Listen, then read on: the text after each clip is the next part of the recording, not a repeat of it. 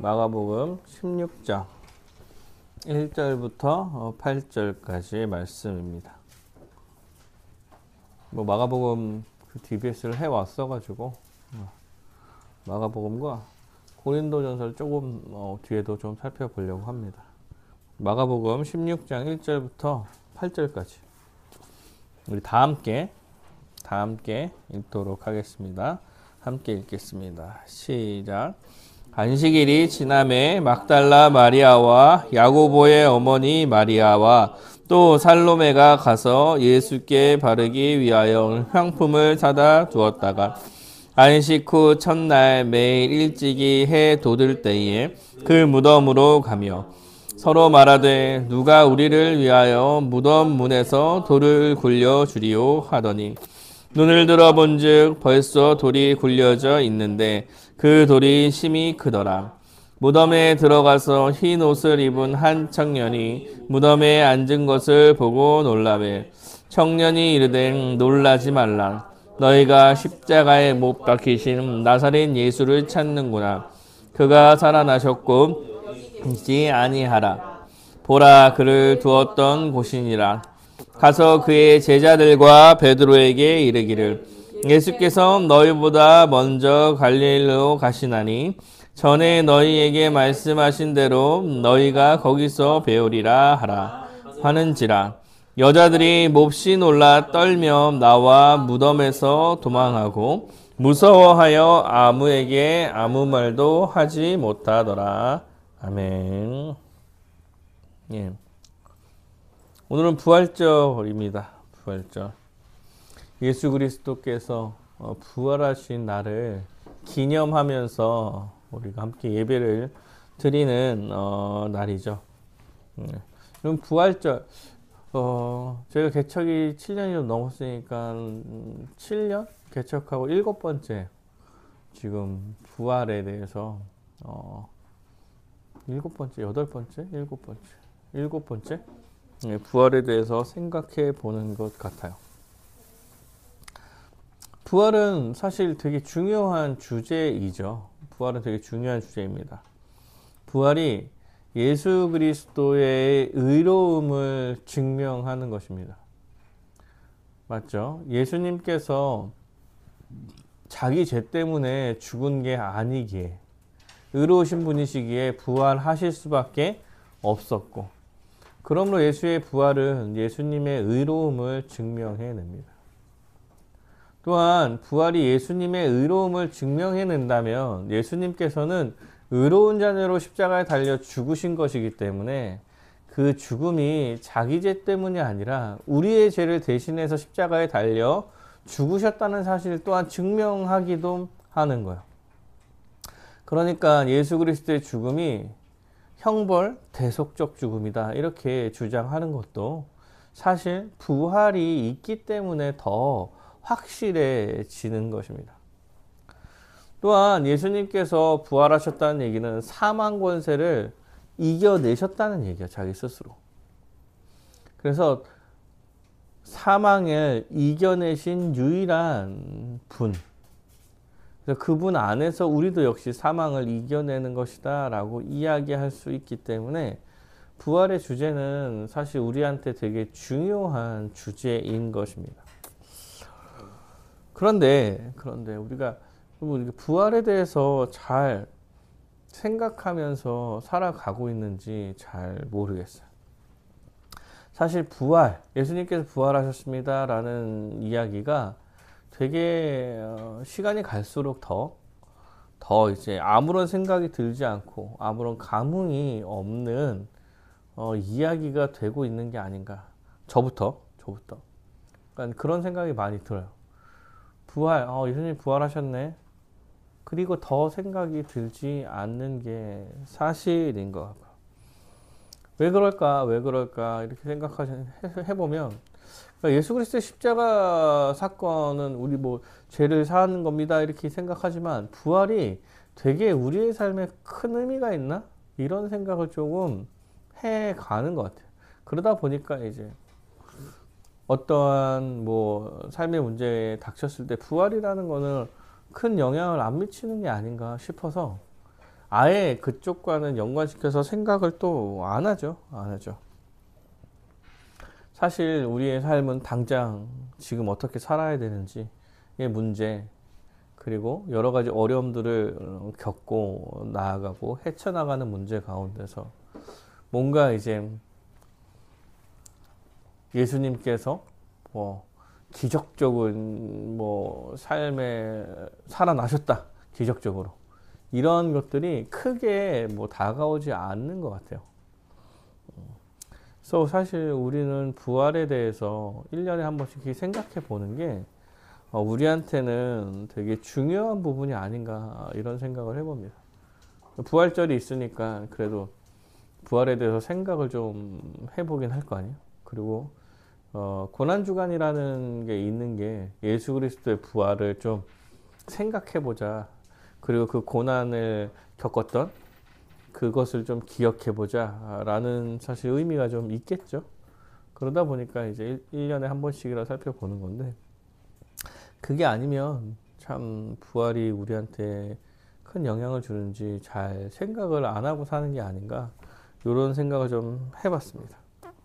그래서 부활을 생각할 때 우리는 부활이 되게, 항상 제가 부활에 대해서 얘기할 때 강조하는 게 1번은 그건 것 같아요. 부활이 역사적 사실이라는 걸 인식하는 거. 이게 제일 중요하다. 그리고 한 가지를 더 생각해야 된다면, 그 역사적 사실인 부활이 우리한테 어떤 의미로 다가오는가. 요게 이제 부활을 생각할 때 중요한 두 가지의 문제가 아닌가 생각됩니다. 오늘 부활절 맞이해서 그래서 부활에 대해서 다시 한번 좀 생각하는 시간이 되었으면 좋겠습니다. 마가복음 16장 1절부터 8절은 예수 그리스도의 부활이 역사적 사실이라는 이야기를 하고 싶은 본문입니다.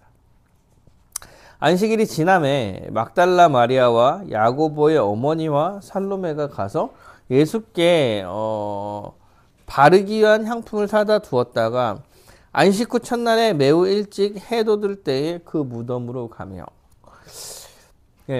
예수님이 죽은 것을 본 막달라 마리아와 야고보의 어머니 마리아, 살로메가 이제 예수님에게 향품을 바르기 위해서, 이 향품이라는 건 약간 그 방부제라고 해야 되나?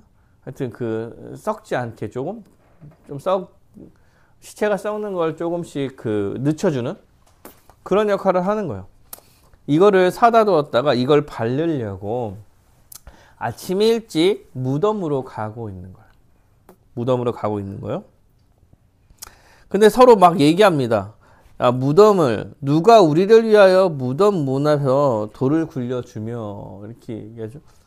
그러니까 옛날 무덤은 그 동굴에 돌을 막는 거야. 동굴에 동을 막는 거야. 동굴에 주인이 있죠. 동굴에 주인이 있고, 그 동굴에 시체를 넣고 큰 돌로 그 동굴, 사실 동굴이 시체를 넣었으면 사람이 왔다 갔다 할 수 있을 만큼의 이제 굴이겠죠, 문이. 거기를 돌로 막는 거야. 그게 이제 무덤인데, 이제 여인 3명이서 가면서 돌을 누가 굴려주지? 하고 생각하면서 갔다고 얘기하는 거야. 예. 이러면 안 가야 되는데, 사실 남자들 데리고 가거나. 근데 아침에 그래도 발라야 된다고 생각하니까 이게 간 거예요. 그러면서 누가 우리를 위하여 돌을 굴려줄까? 이야기하면서 가고 있는 거죠. 네, 눈을 들어본 즉 벌써 돌이 굴려져 있는 거야. 돌이 굴려져 있다는 거는 무덤 문이 열려 있다는 얘기죠. 돌이 굴려져 있는데 그 돌이 심히 크더라. 돌이 되게 큰 거야. 근데 열려져 있어. 그래서 열려져 있네? 잘 됐나? 아니면 이상한가? 이런 생각을 하면서 들어갔겠죠. 들어갔어요. 무덤에 들어가서 보니까 흰 옷을 입은 한 청년이 있고 그 우편에 앉아 있어요. 청년이 있고, 흰 옷을 입은 청년은 죽은 청년은 아니겠죠. 예수님의 시체에다가 발로 갔는데 흰 옷을 입은 청년이 우편에 앉아 있는 거예요. 아마도 예수님이 시체를 놓았던 데가 있겠죠. 놓았던데 그냥 우편에 앉아 있었던 것 같아요. 청년이 이르되 놀라지 말라. 너희가 십자가에 못 박히신 나사렛 예수를 찾는구나. 그가 살아나셨고 그 청년이 얘기합니다. 나사렛 예수가 살아났다, 살아났다. 그래서 여기 계시지 않는다. 자, 너희는 가서 그의 제자들과 베드로에게 이르기를 이제 살아나셨다 이렇게 얘기하고 청년이 그 여인들한테 한 가지 뭐 명령 같은 걸 해요. 베드로에게 이르기를 예수께서 너희보다 먼저 갈릴리로 가시나니 전에 너희에게 말씀하신 대로 너희가 거기서 배우리라. 가서 베드로랑 제자들한테 얘기해. 전에 말씀하신 대로 먼저 갈릴리로 가 있을 테니까 거기서 너희들 예수님을 다시 만나게 될 거야. 그러니까 가 있어 라고 이야기하라고 지금 그 한 청년이 말하고 있는 거야. 여자들이 몹시 놀랍니다. 몹시 놀라죠. 지금 예수님의 시체에 그 향품을 바르러 갔는데 예수님이 살아나셨다는 얘기를 어떤 이상한 청년한테서 들었으니까. 무덤 문도 열려 있고. 그래서 무서워하고 이게 되게 웃기지. 아무에게도 아무 말도 하지 못하더라. 가서 베드로한테 이야기하라고 했는데 이 여인들이 아무 말도 못하고 지금 그냥 내려가서 있는 거예요. 이게 오늘 부활의 이야기를 하는 본문의 하나입니다. 예수님께서 부활하셨습니다 이렇게 이야기할 때, 이 스토리가 났을 때 여러분 놀랐습니까? 놀라우세요? 되게 놀랍지 않죠. 되게 놀랍지 않죠. 근데 이 사건 안에 있는 이 여인들 입장에서는 굉장히 놀랄 일이 벌어진 거예요. 실제로 예수님이 살아나셨다는 증거 자체가 다 여기에 다 들어가 있습니다. 그러니까 여인들이 겪었던 이 모든 일들이 예수님이 살아나셨다는 증거가 돼서 그 자리에 있던 여인들은 놀랄 수밖에 없었던 거예요. 왜 그러냐? 먼저 여자들이 무덤에 가면서 향품을 가지고 갔잖아요. 이 여자들이요, 예수님이 죽은 것을 명확하게 목격한 사람들인 거예요. 그래서 장사 지낸 것까지 봤어. 그래서 향품을 들고 아침에 가. 이 얘기는 예수님은 죽었고 예수님께서 죽을 때 사실은 이 여인들이 아무런 역할을 하지 못했어. 사람들이 막 다 죽이라고 할 때 막 나서서 안 됩니다 뭐 이렇게 하지 못했어. 약간 그런 미안한 마음과 함께 향품이라도 발라서, 예수님 시체에 향품이라도 발라서 조금 그 시체라도 오래 있게 하고 싶은 마음이 있지 않았을까라는 생각이 좀 드는 거예요. 이 얘기는 정말 예수님이 죽었다는 걸 확신하고 지금 가는 거예요. 확신하고 가는 거죠. 근데 돌이 굴려져 있어요. 굴려져 있어. 그들이 가면서도 걱정했죠. 돌을 어떻게 굴리지? 돌이 이게 한 2톤 정도 된대. 2톤. 2톤이면은 2,000kg죠. 2,000kg. 2,000kg. 차 한 대보다 좀 더, 차 한 대 정도 되는 걸로, 무거운 차. 2,000kg, 2톤 정도 된대요. 여자 셋이서. 왜 차는 N이라도 뭐 바퀴라도 있지. 이거는 그런 느낌도 아니잖아. 그래서 걱정하고 있는데 열려 있는 거야. 무덤도 비어 있어.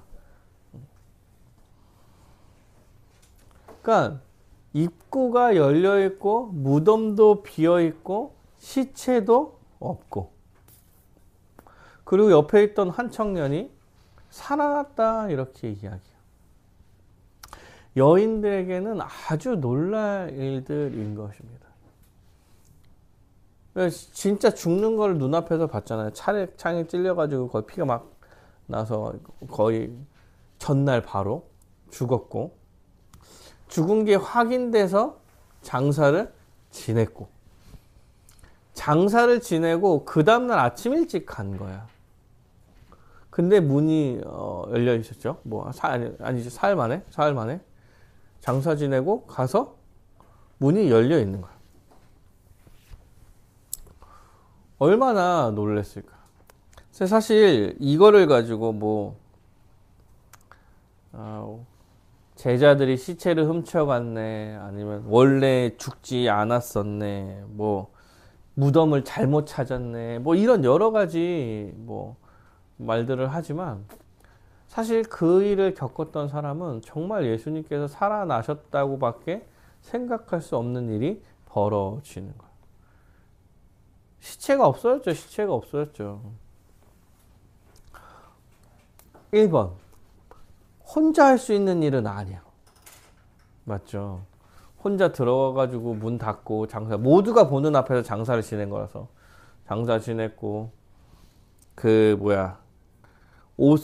입었던 옷은 그대로 그냥 시체 모양 그대로 펼쳐져 있고, 사람은 없고 문은 열려 있고. 혼자서 할 수는 없죠. 문을 혼자 열 수도 없으니까. 예수님이니까 열었습니다, 뭐 이렇게 얘기하면 증명하는 거지. 하는 예수님이라는 걸 증명하는 거니까. 혼자 할 수는 없어. 그러면 이제 제자들이 막 했다 뭐 이런 거짓말을 할 텐데, 다 짜고 치는 고스톱이다.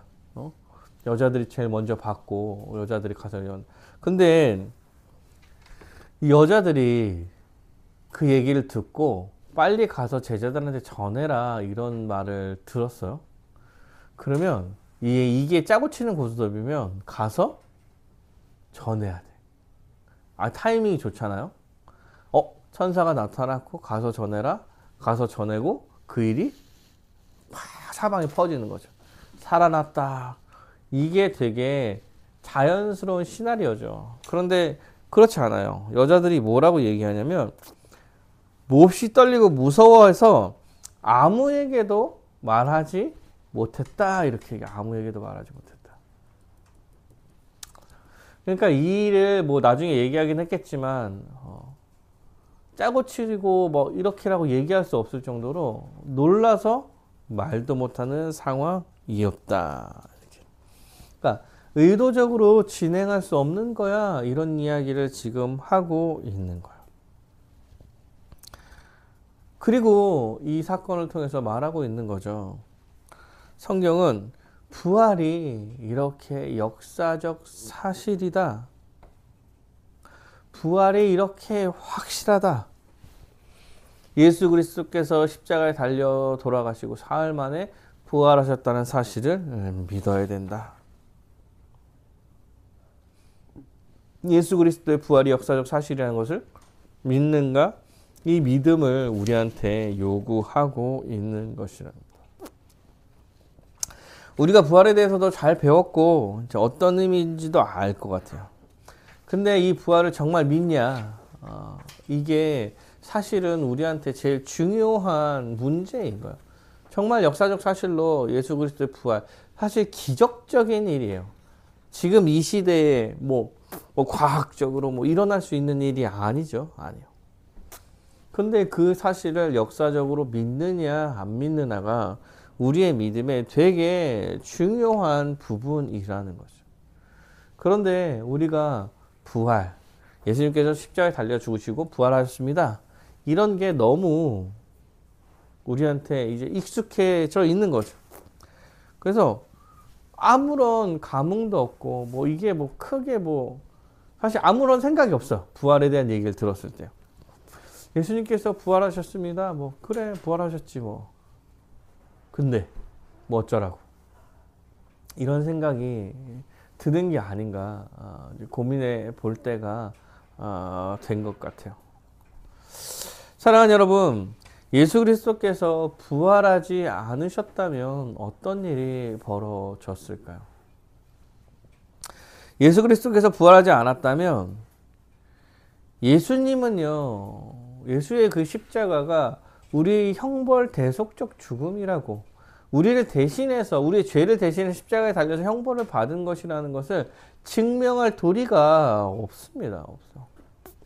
예수님께서 부활하지 않았다면 예수님은 단순히 자기 죄 때문에 죽었다 라고 이야기하기가 편해져요. 그래서 예수님께서 부활하지 않았다면 십자가로 인한 죄사함을 위해서 죽은 것이 아니라 그냥 자기 죄 때문에 죽은 한 명의 위인, 훌륭한 사람 이렇게 그냥 돼 버리는 거죠. 그냥 세상 사람들이 약간 그렇게 알고 있잖아요. 아, 옛날에 훌륭하신 분. 부활을 믿지 않았을 때 이런 결과가 나는 거죠. 그리고 부활을 믿지 않는다면, 부활하지 않았다고 이야기한다면 우리의 죄의 문제는 여전히 우리한테 남아있고, 또한 죄책 가운데서 살아가야 하는 사람들인 거예요. 여전히 죄와 사망의 지배를 받으면서 살겠죠. 그럼 여러분, 우리 뭐 할까요? 뭐 해? 부활하지 않았다고 한다면 우리 뭐 해야 되냐면 제사 지내야지. 제사 지내야지. 제사를 거의 매일 지내야 됩니다. 거의 매일. 제사법에 의해서 제사를 하면요, 거의 매일 제사를 거의 드리는 꼴이 돼요. 실제로. 그런데 우리 동아시아의 아주 조그만 나라잖아요. 우리는 유대인도 아니야.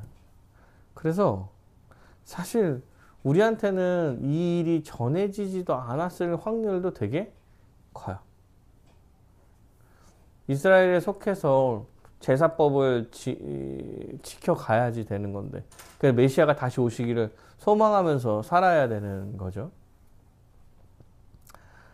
부활이 있었기 때문에 사실 이 모든 게 다 해결되고, 어디서든 예수를 믿는 자들이 하나님 나라의 백성이 되는 것입니다.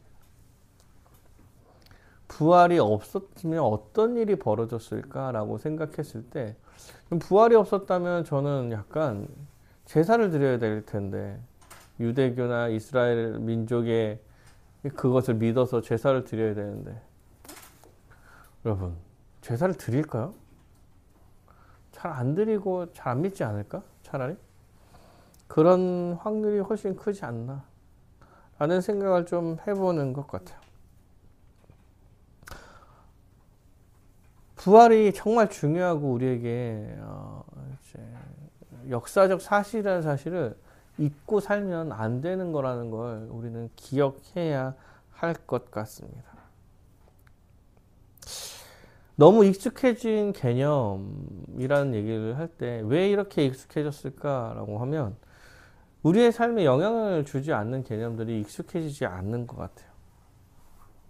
그럼 우리의 부활에 대한 소망, 이 우리의 삶에 영향을 주지 않아서 우리가 이 부활이란 주제가 익숙해지지 않는 게 아닌가라는 생각을 한번 해보면서 우리 말씀 하나 또 볼까요? 고린도전서입니다. 고린도전서 15장.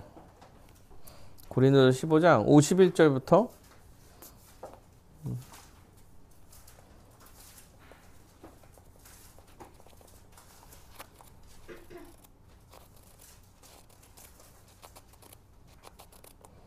51절부터 58절까지 우리 한번 본문 읽어보시오. 51절부터 58절까지 함께 고린도전서 15장 읽겠습니다. 시작. 보라, 내가 너희에게 비밀을 말하노니 우리가 다 잠잘 것이 아니요 마지막 나팔의 순식간에 홀연히 다 변화되리니 나팔 소리가 나매 죽은 자들이 썩지 아니할 것으로 다시 살아나고 우리도 변화되리라. 이 썩을 것은 반드시 썩지 아니할 것으로 있겠고 죽을 것이 죽지 아니함을 입으리로다. 이 썩을 것이 썩지 아니함을 입고 이 죽을 것이 죽지 아니함을 입을 때에는 사망이 삼키고 이기리라. 기록된 말씀이 이루어지니라. 사망아, 너희 승리가 어디 있느냐? 사망아, 내가 쏘는 것이 어디 있느냐? 사망이 쏘는 것은 죄요, 죄의 권능은 율법이라. 우리 주 예수 그리스도로 말미암아 우리에게 승리를 주시는 하나님께 감사하노니, 그러므로 내 사랑하는 형제들아, 견실하며 흔들리지 말고 항상 주의 일에 더욱 힘쓰는 자들이 되라. 이는 너희 수고가 주 안에서 헛되지 않은 줄을 알미라. 아멘. 예. 부활의 소망에 대해서 또 한번 생각해 보려고 합니다. 보라, 내가 너희에게 비밀을 말하노니 우리가 다 잠잘 것이 아니요.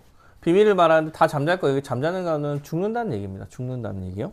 잠잘 것이 아니요. 마지막 나팔의 순식간에 홀연히 다 변하네. 나팔이 부는 순간, 이거 약간 예수님께서 재림하시는 얘기를 하는 거죠. 나팔이 부는 순간에 홀연히 다 변화되리니 나팔 소리가 나매 죽은 자들이 썩지 아니할 것이고 다시 살아나고 우리도 변화되리라. 나팔이 불고 예수님께서 다시 오실 때에 죽은 자들이 다 살아난다는 얘기예요. 그리고 살아있던 자들도 변화되는 거야. 죽지 않을 몸으로 변화된다. 이렇게 얘기를 하는 거죠. 이 썩을 것이 반드시 썩지 아니할 것으로 입겠고 죽을 것이 죽지 아니함으로 입으리로다. 영생이 있을 거란 얘기를 하는 거겠죠. 이 썩을 것이 썩지 아니함을 입고 죽을 것이 죽지 아니함을 입을 때에는 사망을 삼키고 이기리라고 기록된 말씀이 이루어지다. 사망을 삼킬 거요. 사망아 너희 승리가 어디 있느냐? 사망아 내가 쏘는 것이 어디 있느냐? 사망이 쏘는 것은 죄요. 권능은 율법이라. 사망은 죄로부터 오는 거죠. 그리고 그 권능은 율법이 유리일 거예요. 근데 이게 어디 있냐 이렇게 얘기를 하는 거죠. 그러니까 이런 게 다 사라질 거다. 승리했다. 이런 얘기 하는 거지. 우리 주 예수 그리스도로 말미암아 우리에게 승리를 주시는 하나님께 감사하노라. 예수 그리스도로 말미암아 죄와 사망으로부터 승리한 자임을 기억하고 예수님께서 다시 오실 그날에 우리가 죽었다고 하더라도 살아날 육체의 몸을 입을 것이고 우리가 살아있을 때 예수님께서 오신다 하더라도 우리의 몸이 영생의 몸으로 다시 살아나게 될 거야. 사망을 이기는 몸이 될 거다. 그날에 부활할 거야. 부활을 얘기하는 거죠, 이게. 예수님께서 몸으로 다시 살아나신 것을 우리가 얻게 되는 거잖아. 영생의 몸을 얻게 되는 거니까. 사망을 이겨내는 것을 우리도 얻게 되는 것이기 때문에 사실 이거는 부활을 이야기하는 것입니다. 부활의 소망이 우리한테 있다 이렇게 이야기하는 거죠. 50절에 이렇게 나옵니다. 그러므로 사랑하는 형제들아 견실하며 흔들리지 말고 항상 주의 일에 더욱 힘쓰는 자가 되라. 이는 너희 수고가 주 안에서 헛되지 않을 줄 알미라. 이렇게 얘기합니다. 그러므로 여기서 그러므로는 우리에게 부활의 소망이 있음으로예요. 있음으로. 예수님께서 다시 오실 날 우리도 그와 함께 부활될 것을 믿고 알고 있으므로 내 사랑하는 형제들아 지금 견실해라. 이 견실이라는 말은요 굳건히 이런 뜻이에요. 견고히 서 있어라. 그리고 흔들리지 말아라. 흔들리지 마는 거는 움직일 수 없다. 움직이지 말아라. 이런 얘기를 하는 거고, 주의 일에 더욱 힘쓰는 자가 되라. 이렇게 더욱 힘쓰는 자. 이거 과잉되다라고 얘기해요. 과잉되는 거. 넘치게. 더욱 힘쓰는 자가 되라. 이렇게. 이는 너희 수고가 주 안에서 헛되지 않을 것이다. 다시 한번 얘기한다면 부활의 소망을 가진 자들아 지금 견실하게 살고 흔들리지 말고 주의 일에 더욱 힘쓰는 자로 살아라. 이게 헛된 삶이 아닐 거야. 아니야. 라고 지금 사도 바울이 이야기하고 있는 거예요. 사랑하는 여러분, 견실하다, 굳건하다 이런 얘기는요. 예수를 믿을 때 고난이 찾아올 수 있다는 얘기를 하는 거죠. 다음 세상에서 없는 고난이 우리 가운데 있을 터인데 견고히 굳건히 이것을 이겨내라 이렇게 말하는 거예요. 왜? 부활의 소망이 있지 않느냐. 예수를 믿음으로써 니네들이 겪는 고난이 너네들이 예수를 믿는다는 증거가 되는 것이 아니냐. 부활의 소망을 가지고 있는 너희들, 그 고난이 찾아올 때 굳건하게 그 고난을 이겨내며 이 땅 가운데서 열심을 다해서 살아라. 왜? 우리 나그네와 같이 다음 세상을 소망하는 사람들이 아니냐라고 이야기하고 있는 거예요. 흔들리지 말아라. 흔들리지 말아라. 이런 얘기는 유혹이 찾아올 때, 유혹이 있을 때 흔들리지 말라고 이야기하는 거예요. 이 땅 가운데 여러 가지 유혹들이 있을 거예요. 영원하지 않는 돈이나 명예나 뭐 이런 영원하지 않는 유혹들이 있을 때, 이 땅에서만 있는 것들에 대한 유혹들이 있을 때, 다음 세상에 필요하지 않는 영원하지 않는 썩어가는 것들에 대한 유혹이 있을 때 흔들리지 말고 우리 다음 세상을 소망하는 부활하여 영생을 누릴 자임을 기억하여 그날을 소망하면서 오늘을 살아라 라고 지금 이야기하고 있는 것입니다. 또 주의 일에 더욱 힘써라. 주의 일에 더욱 힘써라. 넘치도록 주의 일에 힘써 살아라 이렇게 얘기하는 거죠. 내가 이 정도 하면 됐지 라고 생각할 때 그거보다 더 과잉되게 주의 일에 더욱 힘써라 이렇게 말하는 거예요. 주의 일, 주님께 순종하며 교회로 살아가는 것. 다음 세상을 꿈꾸며 교회로 살아가는 것입니다. 다음 세상의 소망을 가지고 그 다음 세상의 삶을 끌어와서 그 다음 세상의 삶의 모습을 교회에서 살아내라. 과잉되게 좀 더. 지금 이렇게 말하고 있는 거예요. 그의 말씀에 순종하고 교회로 살아가는 거, 성경 말씀에서 어떻게 신자로 살아가야 될지 이야기하는 그대로 살아라. 그게 다음 세상에서 우리가 살아갈 삶이야. 우리가 교회적 삶을 힘써 사는 게 여러분 없어질 삶이면 굳이 그렇게 힘써 살 필요가 없을 거예요. 다음 세상과의 연속성이 있어요. 지금 우리가 교회로서 말씀에 순종하면서 살아내려는 그 노력과 그 삶의 모습이 실제로 다음 세상에서 살게 될 모습이라는 거예요. 이 세상에 모든 것이 다 썩어 없어질지라도, 세상이 썩어 없어지는 건 뭐 자연 만물을 이야기하는 게 아니라 세상이 끌고 가는 죄와 사망이 주는 가치라던가 흔들어가는 세상의 뭐 원리들, 이런 것들이 다 없어질 거예요. 죄와 사망과 함께. 그리고 예수 그리스도의 십자가의 은혜로 회복된 주님의 통치를 받는, 그 섬김을 받는 삶들이 남는 거고, 그 삶이 다음 세상에도 이어지는 거예요. 그러니까 지금 이 땅에서도 그 소망을 가지고 살아라. 진짜 현실이 무엇인지를 고민하고 그 현실에 순종해서 진짜 하나님께서 주시는 복이 무엇인지 경험하고 다음 세상을 소망하라 이렇게 이야기하고 있는 것입니다. 사랑하는 여러분, 우리는 이제 이 땅 가운데 썩어 없어질 것에 소망을 두고 살아가는 사람들이 아니에요.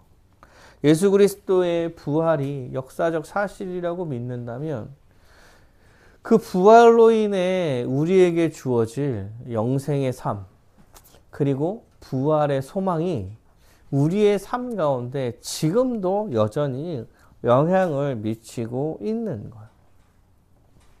사랑하는 여러분, 우리는 지금 이 땅 가운데 소망이 있는 사람이 아니라 하나님 나라, 다음 세상에 소망을 두는 나그네로서 이 땅을 살아가는 거예요. 썩어 없어질 것들을 가지고 걱정하고 멈추고 그것 때문에 무너지고 쓰러지고 하는 삶을 살아가는 것이 아니라 그런 것들을 뛰어넘어 주님께 순종하며 살아가는 것. 왜? 완벽해질 하나님 나라의 소망이 우리 가운데 있기 때문에 그렇게 사는 거라는 사실을 믿고 가는 거예요. 그게 우리에게 주어진 부활의 소망입니다.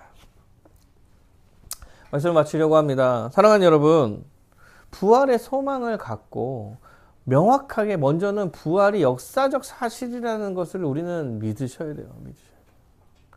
그리고 그 역사적 사실 가운데 그 예수님께서 이루신 그 부활이 지금 현재 우리 가운데도 영향을 미치며 지금 우리가 살아가는 삶에도 소망이 될 거라는 사실을 기억하셔야 될 겁니다.